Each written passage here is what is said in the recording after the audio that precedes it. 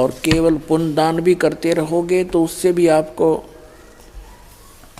अपना किया कर्म मिलता रहेगा, लेकिन जन्म और मरण की या फांसी गले में लटकती ही रहेगी।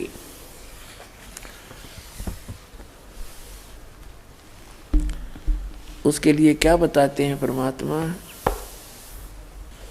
मन तू चल रे सुख के सागर, जहाँ शब्द सिंधु रत्नागर। गरीबदास साहिब जी ने बताया है कि हे मन,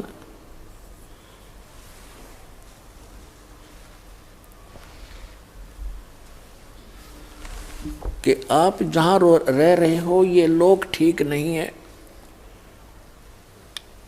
ये काल की एक कारागार है, एक जेल है। और इस जेल में आप इतने प्रसन्न रहते हो क्योंकि आपको इस जेल से निकलने का विकल्प पता नहीं चला, और आपने इस कैद को, इस जेल को ही अपना निवास स्थान मान लिया, जबकि आपको ये भी मालूम है कि आप यहाँ सदा नहीं रहोगे।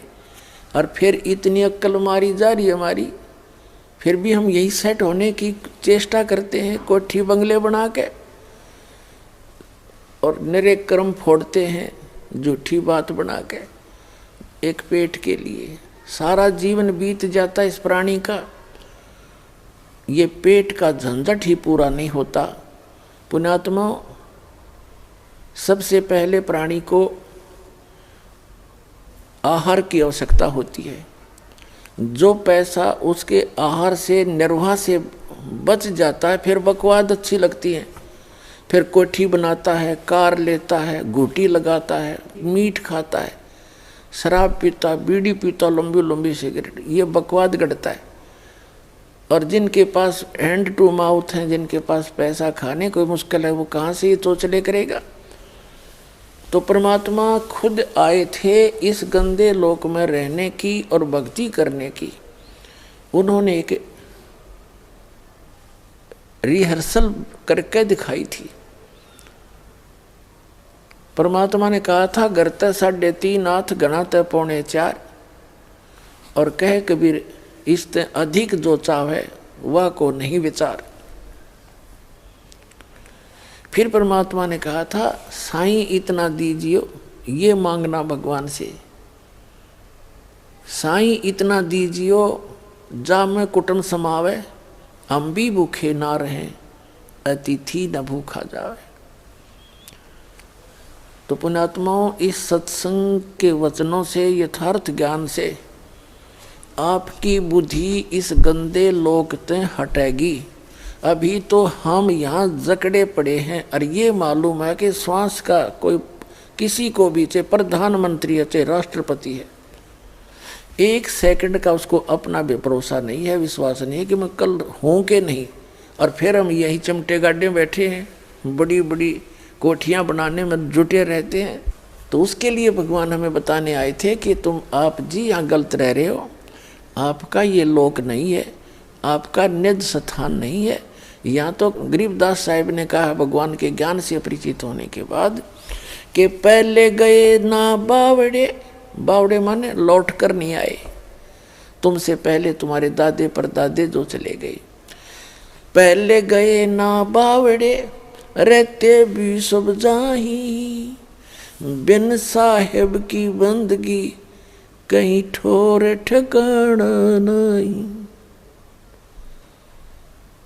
अब कहीं भी ठोर ठिकाना नहीं है। जैसे आप जी पृथ्वी पर रह रहे हो, आपका परिवार भी अच्छा है, आपकी संतान भी नेक है, आपको पोस्ट भी अच्छी प्राप्त है, या धन कोई फैक्ट्री आपकी अच्छी बनी हुई है, वित्त भी ठीक है, आपका वित्तीय हालत अच्छी है, और कल मृत्यु होगी, ये तो डेफिनेट है, तो होगी ही होगी, सबको मालूम है। लेकिन उसके पश्चात भी हम थोड़े से भी सतर्क नहीं होते, डरते नहीं। तो इसका कारण बताया परमात्मा ने, कबीर ये माया अटपटी, सब घटानड़ी, और किस किस ने समझाऊं या कुएं भांग पड़ी। यहाँ के झूठे सुख को इस काल ने आपके इतना नशा कर रखा है कि इतना कुछ कहने के बाद भी जीव के बस का नहीं है कि थोड़ा बहुत सतर्क हो सके।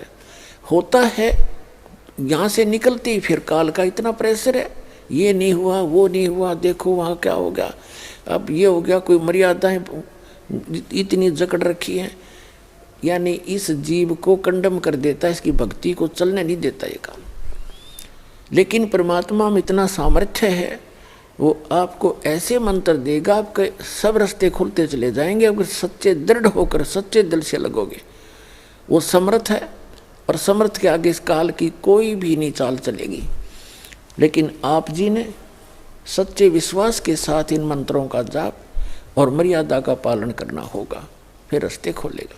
तो तभी आपको ये भक्ति भी सुहावेगी और आप भक्ति कर भी सकोगे और निभा भी सकोगे जब आप सच्चे दिल से भगवान को पुकारोगे। क्योंकि आपदाएं तो आ सकती हैं आपके ऊपर फिर भी, लेकिन जो ही आप पुकार करोगे दाता के सामने, आपकी सारी आपदाएं छू मंत्र हो जाएंगी तुरंत। कहते हैं सतगुरु शरण में आने से आई टले बला, और जय मस्तक में सूली हो, भाग्य में सूली हो व कांटे में टल जा, ऐसे आपको सुख होने लगेगा। तो प्रसंग तो चल रहा है, तो पुणात्मा बहुत सावधानी बरतनी पड़ेगी आपने।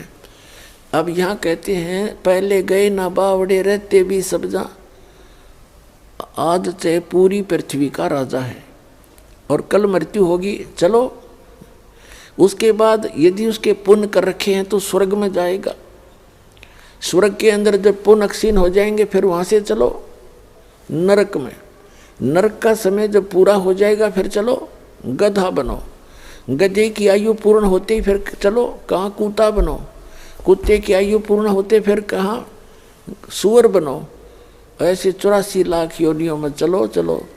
तो कहते हैं पहले गए ना बावड़े, यानी जो पहले चले गए उन्होंने तो आपको आकर बताया नहीं कि वो कितने कष्ट में रहे हैं, कहाँ कहाँ गए।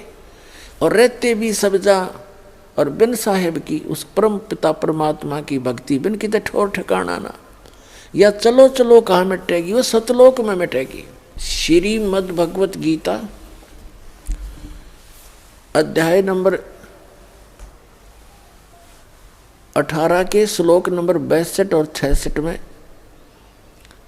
श्रीमद् भगवत गीता अध्याय नंबर 15 के श्लोक नंबर 1 से लेकर 4 में, और 16 और 17 में, श्रीमद् भगवत गीता अध्याय नंबर 8 के श्लोक नंबर 3 से लेकर 10 तक एक बहुत निर्णायक ज्ञान है। और गीता ज्ञान दाता स्वयं कहता है अर्जुन, दूसरे अध्याय के 12वें श्लोक में, चौथे अध्याय के 5 और 9वें श्लोक में, और 10वें अध्याय के दूसरे श्लोक में कि अर्जुन तेरे और मेरे बहुत जन्म हो चुके हैं, तू नहीं जानता मैं जानता हूं। अर्थात जन्म मृत्यु तेरी भी होती है मेरी भी होती है। 8वें अध्याय के 13वें श्लोक में कहता है कि ओम इति एकाक्षरम ब्रह्म विहारण माम अनुस्मरण ये परियाति तजन देहम से आती परमाम गतिम। मुझ ब्रह्म का केवल एक ओम मंत्र है, उच्चारण करके सिमरण करता हुआ जो संसार छोड़कर जाता है, शरीर छोड़कर जाता है अंत समय में, और ये सिमरण करता हुआ जाता है तो ओम से मिलने वाली परम गति को प्राप्त होता है। ओम से मिलने वाली परम गति कौन सी है? ब्रह्मलोक है, क्योंकि ओम मंत्र ब्रह्म का है। ये 3 पुरुष हैं, गीता अध्याय नंबर 15 के श्लोक नंबर 16 और 17 में 3 पुरुष हैं, 3 प्रभु हैं, 3 स्वामी हैं, एक सरपुरुष, एक अक्षर पुरुष और एक परम अक्षर पुरुष। तो इन तीनों ही की भक्ति से और इन तीनों के ही जाप से हमारा कल्याण होगा। वो मंत्र की विधि भिन्न है। तो इसमें क्या बताया है कि सरपुरुष जो है ये ब्रह्म है, अक्षर पुरुष वो परब्रह्म है, सरपुरुष ये ब्रह्म है जो गीता का ज्ञान श्री कृष्ण जी में प्रवेश करके बोल रहा है। ये 21 ब्रह्मांड का स्वामी है। 21 ब्रह्मांड, एक ब्रह्मांड में क्या है, जिस ब्रह्मांड में हम रह रहे हैं इसके अंदर ब्रह्मा विष्णु महेश ये 3 मंत्री हैं, 3 देव हैं जो यहाँ के प्रधान देवता हैं। जैसे एक स्टेट, एक प्रांत के अंदर मंत्री होते हैं और उनका कंट्रोलर मुख्य मंत्री होता है। तो इनका जो पिता है ब्रह्मा विष्णु महेश जी के पिता है सरपुरुष, जिसको जो गीता अध्याय नंबर 11 के श्लोक नंबर 32 में कहता है कि अर्जुन मैं काल हूँ और सबका नाश करने के लिए अब प्रवृत्त हुआ हूँ। ये श्री ब्रह्मा, श्री विष्णु, श्री शिव जी के पूज्य पिताजी हैं और दुर्गा इनकी माता है। ये सरपुरुष है और ये तीनों इसके पुत्र एक एक विभागीय मंत्री हैं। रजोगुण विभाग के ब्रह्मा जी, सतोगुण विभाग के विष्णु जी, तमोगुण विभाग के शंकर जी। और एक ब्रह्मांड के अंदर क्या है कि 14 लोक और 3 लोक ये अलग से, और ब्रह्मा विष्णु महेश 33 करोड़ देवता, 88,000 ऋषि, और ये 14 लोक, ब्रह्मलोक आदि आदि। ये देखिएगा एक ब्रह्मांड का चित्र दिखाते हैं आपको। ये एक ब्रह्मांड का चित्र है, एक ब्रह्मांड का लघु चित्र। अब यहाँ दिखाते हैं आपको। एक ब्रह्मांड के अंदर ये सामग्री है। ये नीचे के पाताल लोक, तलातल, रसातल, सूतल, अतल, महातल, वितल, ये लोक, और ये पृथ्वी लोक, शिव जी का लोक, ब्रह्मा जी का लोक, विष्णु जी का लोक, ये स्वर्ग लोक और नरक इकट्ठा ही है। ये इंद्र का लोक, ये धर्मराय का लोक जो न्यायाधीश है उसका लोक, एक मानसरोवर है। ये है ब्रह्मलोक, ये ब्रह्मलोक है। इतना ये ब्रह्मलोक है। इस ब्रह्मांड के अंदर एक अलग से स्थान है। ये दुर्गा का लोक इस ब्रह्मलोक के अंदर ही बाहर एक समुद्र के टापू में है। एक टापू है समुद्र में। ये काल ने महाइंद्र का द्वीप, नकली सतलोक, नकली अलखलोक, डुप्लीकेट अगमलोक और अनामी लोक की रचना कर रखी है। ये शपथपुरी है। ये 88,000 द्वीप हैं और ये यहाँ एक विशेष गुप्त स्थान है इस काल भगवान का। ये 3 स्थान बनाकर रहता है। एक रजोगुण प्रधान क्षेत्र है, एक सतोगुण प्रधान क्षेत्र है और एक तमोगुण प्रधान क्षेत्र है। इसमें ये स्वयं जब रहता है, दुर्गा इसकी पत्नी है, दुर्गा जी इसको यहाँ रखता है। जब ये रजोगुण प्रधान क्षेत्र में ये दोनों रहते हैं, ये पंचमुखी ब्रह्मा बन जाता है और अपनी पत्नी दुर्गा को सावित्री रूप में रखता है। इन दोनों के संयोग से जो पुत्र उत्पन्न होता है इन्हीं की शकल का बन जाता है, ब्रह्मा की शकल का। उसी को ये रजोगुण युक्त कर देता है, क्योंकि ये स्थान सारा रजोगुण युक्त है और ये सतोगुण युक्त है। ये स्थान इसमें स्वयं विष्णु रूप धारण करता है, दुर्गा को लक्ष्मी रूप धारण कराता है। इन दोनों के संयोग से जब जो पुत्र उत्पन्न होता है वो ऑटोमेटिकली सतोगुण युक्त हो जाता है। ये एक तमोगुण प्रधान क्षेत्र है। इसमें ये स्वयं इस रूप में रहता है और दुर्गा को पार्वती रूप में रखता है। इन दोनों के संयोग से जो पुत्र उत्पन्न होता है इसकी शकल का बन जाता है और वो तमोगुण युक्त हो जाता है। ये इस प्रकार एक ब्रह्मांड की ये सारी सामग्री समझो। फिर इन तीनों पुत्रों को ये जो इसी की शकल के होते हैं, इनको नीचे एक एक द्वीप दे देता है। इनकी राजधानियां भिन्न भिन्न हैं। यहाँ अपनी राजधानियों से केवल ये इन 3 लोकों के प्राणियों, पाताल लोक, पृथ्वी लोक और ये कोमल स्वर्ग लोक, इन 3 लोक के प्राणियों को ये इनको कंट्रोल करते हैं। जन्म, मृत्यु और स्वर्ग तही की ये यहाँ इनको व्यवस्थित रखते हैं इनके कर्माधार पर। अपुणात्मा रजोगुण क्षेत्र, तमोगुण क्षेत्र और सतोगुण प्रधान क्षेत्र कैसे होते हैं? जैसे किसी मकान के अंदर, किसी महल में, किसी घर में 3 कक्ष हों।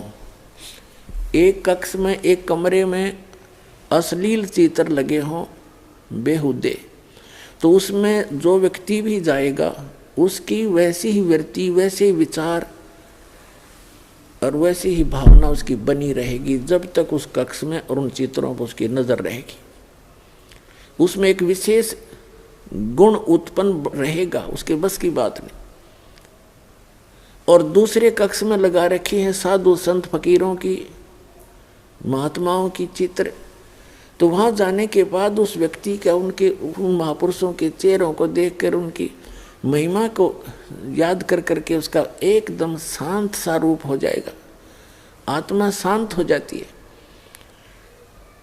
और तीसरे कक्ष में हो जैसे सूरवीर और शहीदों के, देशभक्तों के चित्र, तो वहां जाकर अपने आप उसके मन की वृत्ति वैसे ही बन जाएगी, उसी प्रकार उसके अंदर जोश पैदा हो जाएगा। तो ऐसे इस काल भगवान ने इस ऊपर के स्थान पर ये 3 स्थान बना रखे। जब ये वहाँ दोनों इस रजोगुण प्रधान क्षेत्र में रहते हैं तो इसका ऑटोमेटिक उन चित्रों को, वहाँ की दृश्यों को देख देख कर इतना इसके अंदर वो रजोगुण प्रभावित रहता है। और उस दौरान जो पुत्र की उत्पत्ति होती है उसके अंदर वो गुण ऑटोमेटिकली आ जाते हैं। जैसे एक व्यक्ति चोर था और उसका लड़का हो गया 8-9 वर्ष का, चोरी करने लग गया। उसकी दादी जी ने नाम ले रखा और सत्संग कर रहे, वहीं से उसने 10-20 रुपये निकाल लिए। तो वहाँ के व्यक्तियों को पता था कि ये लड़का यह गलती कर सकता है। उसको पूछा था छिकरी, उसके पास वो पैसे पा गए। तो उसे समझाया, बेटा तो ऐसी गलती क्यों करता है? आपने नाम भी ले रखा अपनी दादी जी के साथ में।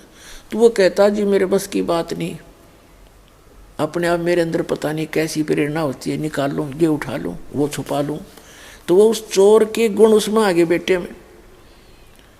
तो इसी प्रकार इस काल भगवान ने 3 स्थान बना रखे हैं। एक बार फिर देखिएगा, अब समझ में आएंगे आप। ये स्थान है ब्रह्मांड का सबसे ऊपर का स्थान है। ये ब्रह्मलोक में भी सबसे ऊपर है, ब्रह्मांड का भी ऊपर है ये।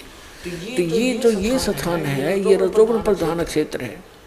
ये देखने में थोड़ा स्थान बनाना पड़ता है, लेकिन ये हजारों लाखों किलोमीटर तक का है। अक्सर बड़े बड़े बाग बगीचे, बड़ी ऐसे वहाँ की स्थिति है। तो ये स्वयं ब्रह्मा रूप बना लेता है ऐसा ये काल भगवान। और दुर्गा को सावित्री रूप में रखता है। इन दोनों के संयोग से जो पुत्र उत्पन्न होता है वो ऑटोमेटिकली रजोगुण युक्त होता है, ऐसे ही स्वरूप बन जाता है और ऐसे ही चतुर्मुखी हो जाता है, पंचमुखी। और फिर दूसरा सतोगुण प्रधान क्षेत्र है। इसमें स्वयं विष्णु रूप धारण करके रहता है, दुर्गा को लक्ष्मी रूप में रखता है। इसको महालक्ष्मी भी कहते हैं अज्ञानता के कारण। इस स्थान पर इन दोनों का जैसा भी स्वभाव रहेगा वैसा ही पुत्र का स्वभाव बनेगा, वो सतोगुण युक्त हो जाता है। और तीसरा ये तमोगुण युक्त है स्थान है, यहाँ पर स्वयं ये ऐसे रूप में रहता है ये काल भगवान। और पार्वती को गिरजा रूप में रखता है, उमा रूप में रखता है, पार्वती रूप में रखता है। इन दोनों के संयोग से जो पुत्र उत्पन्न होता है वो ऑटोमेटिकली तमोगुण युक्त हो जाता है। इन तीनों पुत्रों को तीनों स्थानों पर उत्पन्न करके, और ये इन तीनों को तब तक कोमा में रखते हैं, अचेत रखते हैं, जब तक ये युवा ना हो जाए। और इस काल भगवान ने प्रतिज्ञा कर रखी है कि मैं कभी भी किसी को अपने वास्तविक काल रूप में दर्शन नहीं दूंगा। ये मेरा अटल घटिया विधान है। इसलिए ये किसी भी साधक को जब साधना करते हैं ये ऋषि महर्षि, तो किसी को ब्रह्मा के रूप में दर्शन देता है, किसी को विष्णु जी के रूप में, किसी को शिव जी के रूप। तो वह ऋषि महर्षि भूल से ये मान बैठे कि ये जो ब्रह्मा विष्णु महेश काल के पुत्र हैं यही भगवान हैं, ये अपने आप को छुपाए बैठे हैं। हमने साधना की, समाधि दशा में इन्हीं के दर्शन हुए, ये खुद मालिक है। तो ये एक अज्ञान धारणा हमारे हिंदू समाज में, सनातन धर्म में फैलगी, घर करेगी। अब इस अज्ञान को हटाने के लिए स्वयं परमात्मा आते हैं, अच्छी आत्माओं को मिलते हैं, उनको सचखंड सतलोक लेकर जाते हैं, फिर वहाँ से वापस छोड़ते हैं। जब ये बच्चे युवा हो जाते हैं तीनों, उसके बाद ब्रह्मा जी को कमल के फूल पर रख देते हैं अपनी सिद्धि से, और विष्णु जी को शेष नाग की सैया पे, और शिव जी को कैलाश पर्वत पर। फिर इन तीनों को सचेत कर देते हैं, सचेत होकर फिर इन तीनों को इकट्ठा कर देते हैं। घूमते फिरते ये कोई ना कोई कारण बना के इकट्ठे हो जाते। फिर आकाश से दुर्गा इनको कहती है कि तुम तीनों बच्चे, तीनों जने अपने अपने कार्य में तत्पर हो जाओ। फिर ये पूछते हैं कि हमारा क्या कार्य है माता,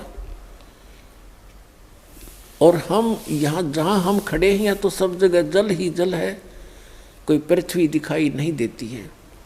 फिर ये दुर्गा उस काल के आदेश से इनको सत्य नहीं बताती है और इनको ऐसे ही भ्रमित रखती है, क्योंकि इसने दुर्गा को प्रतिज्ञा दिला रखी है कि मेरी जानकारी किसी भी प्राणी को नहीं होनी चाहिए।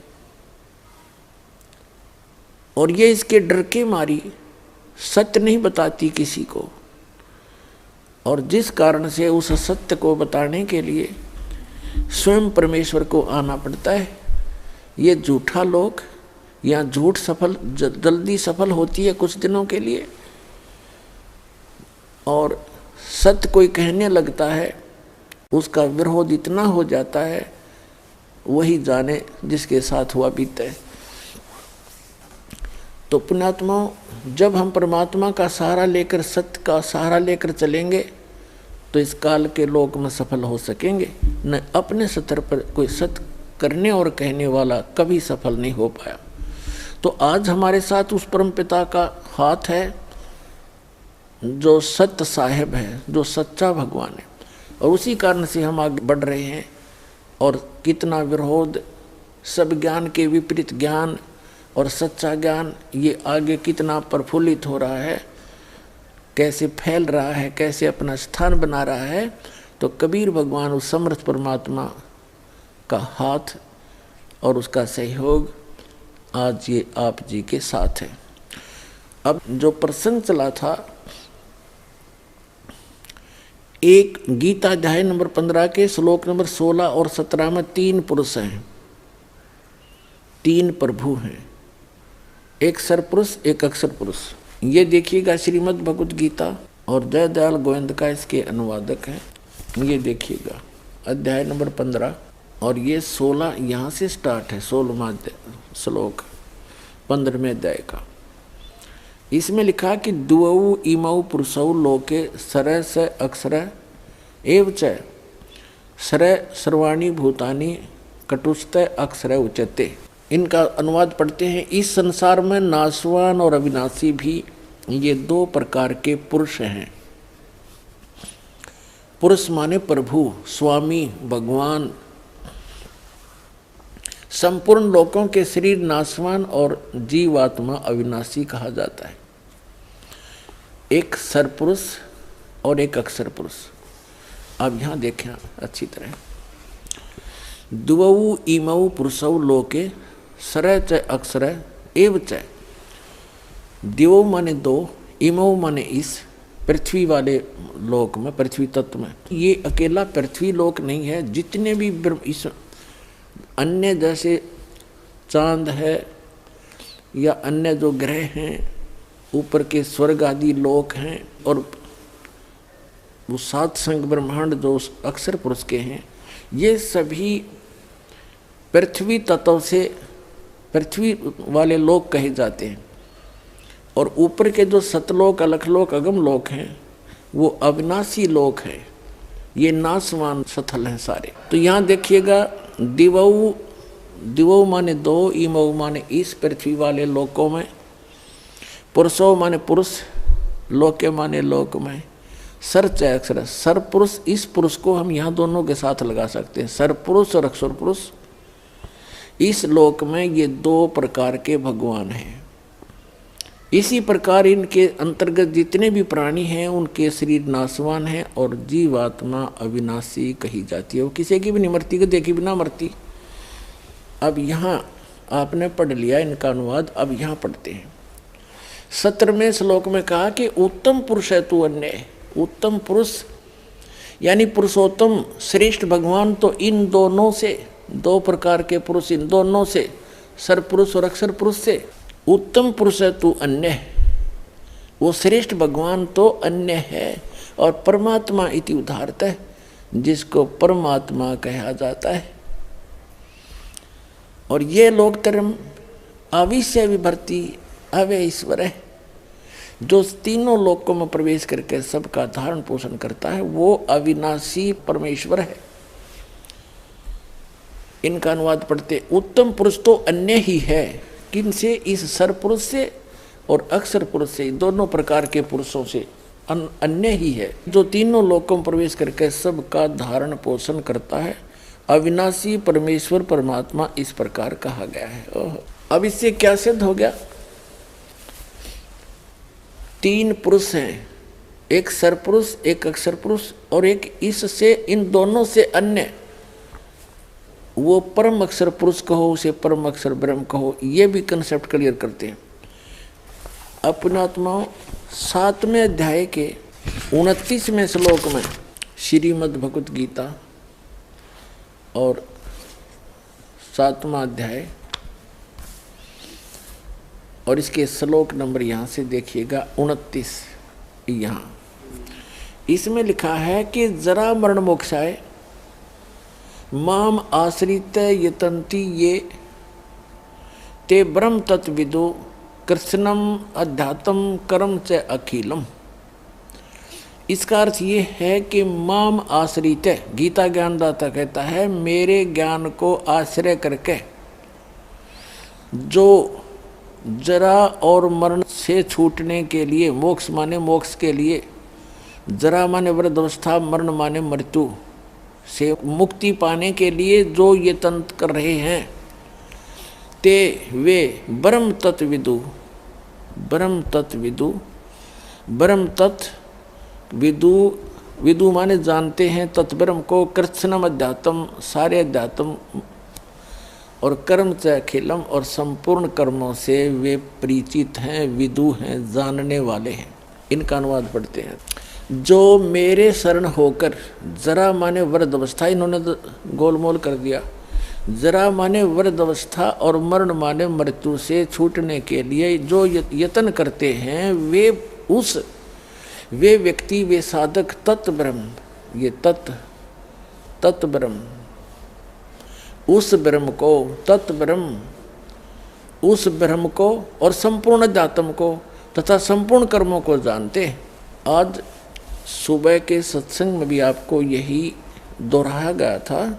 जो व्यक्ति उस तत्ब्रह्म से परिचित हो गए और सारे अध्यात्म से, ज्ञान से, कंप्लीट स्पिरिचुअल नॉलेज से और सभी कर्मों से परिचित हो गए कि भाई आज हम किसी की आत्मा दुखाते हैं या किसी से चोरी करके, कोई ठगी करके अपना कोई पैसा इकट्ठा करते हैं, तो वो हमें भोगना पड़ेगा उसका जो प्रतिफल है, और देना पड़ेगा उसको किसी अन्य रूप में, कोई कुत्ता गधा बनकर उसका भार ढोकर, रखवाली करके, बैल बनकर, खच्चर बनकर, या किसी अन्य कारणों से वो वापस देना पड़ेगा।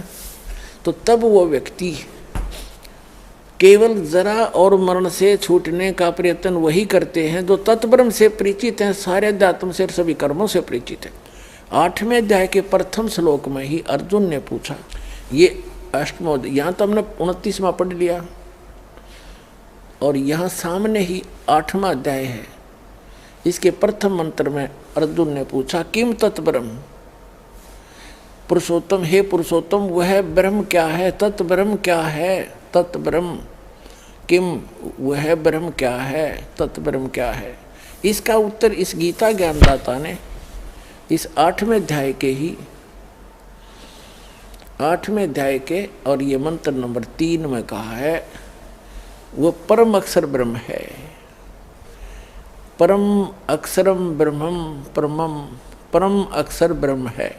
तो गीता अध्याय नंबर 15 के श्लोक नंबर 17 में जो कहा है वो परम अक्षर ब्रह्म कहो, उसे परम अक्षर पुरुष कहो। उत्तम पुरुष है तू अन्य परमात्मा इति उदाहरते, यह लोक चरम आविश्य विभर्ति अवैश्वर है। वो उत्तम पुरुष है तू अन्य, वो सरपुरुष और अक्षर पुरुष से अन्य जो है वो परम अक्षर पुरुष है, गीता ज्ञानदाता से अन्य है। अब क्या बताया 8वें अध्याय के 13वें श्लोक में गीता ज्ञानदाता कहता है, देखिएगा ये 13वां श्लोक है 8वें अध्याय का। ओम इति एकाक्षरम ब्रह्म व्यवहारण माम अनुसमरण, ये प्रियाति तजंदेहम स याति परमाम गतिम। माम ब्रह्म, मुझ ब्रह्म का, ओम इति एकाक्षरम, ओम यह एक अक्षर है और उच्चारण करके सिमरण करता हुआ, ये प्रियाति तजंदेहम जो शरीर छोड़कर जाता है इसका ओम नाम का सिमरण करता हुआ, स याति परमाम गतिम वह है ओम से मिलने वाली परम गति को प्राप्त होता है। सब इंद्रियों, ये तो इस बार 13वां ने इकट्ठा कर दिया, इसके साथ 12वें के साथ इसको जोड़ने की आवश्यकता नहीं। 13वां यहाँ से शुरू होता है। जो पुरुष ओम ओम इस एक अक्षर रूप ब्रह्म को उच्चारण करता हुआ, मां मुझ निर्गुण ब्रह्म का चिंतन करता हुआ शरीर को त्याग कर जाता है, वह पुरुष परम गति को प्राप्त होता है। इन्होंने अनुवाद ठीक नहीं किया। ओम के जाप से कौन सी गति होती है? ब्रह्म लोक प्राप्त होता है। पुण्यात्माओं,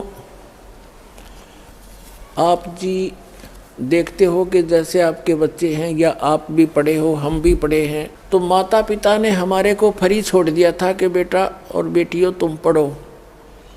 किस लिए? उनको इतना ज्ञान हुआ था कि मेरे बच्चे पढ़कर अच्छे अधिकारी कर्मचारी लग जाएंगे और इनका जीवन सफल हो जाएगा। तो उसके लिए किसी ने 18, किसी ने 16 वर्ष, किसी ने 20 वर्ष ट्रेनिंग करके, किसी ने 12 वर्ष, किसी ने 10 वर्ष, यानी कंप्लीट समर्पित होकर के वो शिक्षा ग्रहण की। और किस लिए की? 2 टाइम की रोटी के लिए और कार और कोठी के लिए। और ये अंत में ना ये कार कोठी साथ जाती है, और जिस परिवार को हम सुखी देखना चाहते हैं भगवान की भक्ति के बिना, हम अटकलबाजी लगाकर बेशक जी रहे हैं पर कोई प्रोटेक्शन नहीं है आपके पास। जब तक आप कबीर परमात्मा की शरण में नहीं आते हो, इनकी शरण में आने के बाद फिर आपको प्रोटेक्शन भी मिलेगा। तो कहने का भाव दास का ये है कि आप जी कितना समय लगाते हो और किस लिए? एक पेट के लिए, ओनली निर्वाह के लिए। चाहे बिजनेस में लगो तो भी शिक्षा मानते हो, शिक्षा होनी चाहिए, या कोई अधिकारी कर्मचारी बनो। और वो क्या है बस कभी भी मृत्यु हो जाती है। एक व्यक्ति इकलौता पुत्र उसका, और उसने उसको बहुत अच्छा पढ़ाया, उसने HCS में सेलेक्ट हो गया, SDM लग गया, विवाह की तैयारी थी, 27 साल का लड़का था, विवाह के 10 दिन रह रहे थे, अपनी ही कार में आ रहा था, एक जोटा बुग्गी से टकरा गया और एट द स्पॉट ही मर गया, खत्म हो गया। वह 20-25 साल की साधना, वह पढ़ाई भाड़ में गई और कैर टूट गया न्यारा।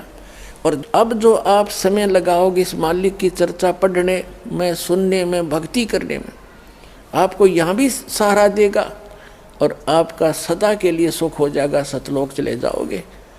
आपको वो स्थान मिलेगा जैसे कि आप यहाँ शिक्षा ग्रहण करके एक छोटा सा रोजगार चाहते हो, अच्छी कोठी हो जा, गाड़ी हो जा, मस्ती मारे, और उस मस्ती का पता नहीं सेकंड के बाद क्या हो जाए।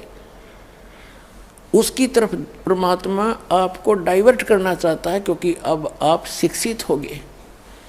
हमारे सदग्रंथ हमारे पास है। अब जो निर्णय करने दास जा रहा है, भावदास का कहने का ये है कि आप जी इसमें समय बढ़ाओ भगवान की तरफ, और इसके साथ आपके अन्य काम भी सफल होंगे, आपकी शिक्षा भी सफल होगी, आपकी रोजी रोटी का काम भी, कार्य भी जो है वो परमात्मा ही सफल करेगा। अब देखो, राजा भी जब अपने कर्तव्य से, अपने प्रयत्न से थक जाता है तो परमात्मा से अरदास करने जाता है कहीं ना कहीं, और वो परमात्मा आपके साथ रहेगा तो दो रोटी का तो झगड़ा आपका कति खत्म हो जाएगा। आपको जबरदस्ती देगा और पता नहीं कित का दे देगा, पर आपने थोड़ा सा समय भगवान की तरफ लगाना पड़ेगा।